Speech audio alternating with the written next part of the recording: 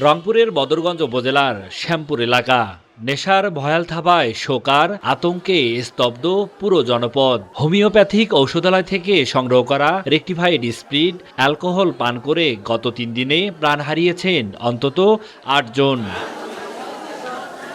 স্থানীয়রা বলছেন, গেল রোববার রাতে একই এলাকার জয়নুল নামের এক মাদক ব্যবসায়ীর কাছ থেকে রেকটিফাইড স্পিরিট সংগ্রহ করে কয়েকজন একত্রে পান করেন। অল্প সময়ের মধ্যেই তারা সকলেই অসুস্থ হয়ে পড়েন। এরপর গোপনে চিকিৎসা নেন অনেকেই। এর মধ্যে প্রথমে মারা যান বদরগঞ্জ উপজেলার আলমগীর হোসেন, পরে সোহেল নামের আরও একজন।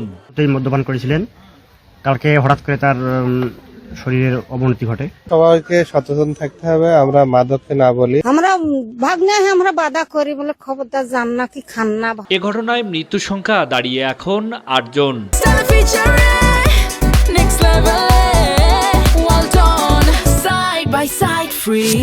বাকি অসুস্থরা বিভিন্ন জায়গায় চিকিৎসা নিচ্ছেন অতি গোপনে। প্রশাসনের সঠিক নজরদারি না থাকায় বেড়েছে মাদকের এত ভয়াবহতা।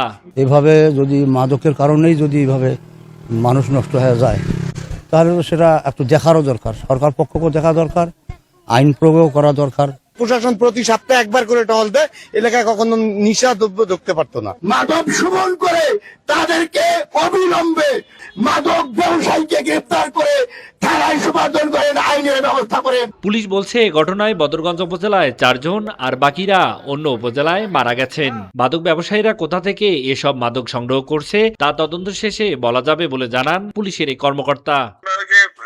কোনো পাইছি থেকে এটা তদন্ত চলছে, তদন্ত সাপেক্ষে পাওয়া যাবে। বেঁচে থাকলে তাদের থেকে তথ্যটা পাওয়া যাবে, একটু সময় দিতে হবে। তো মাহমুদুল হাসান, মাই টিভি, রংপুর।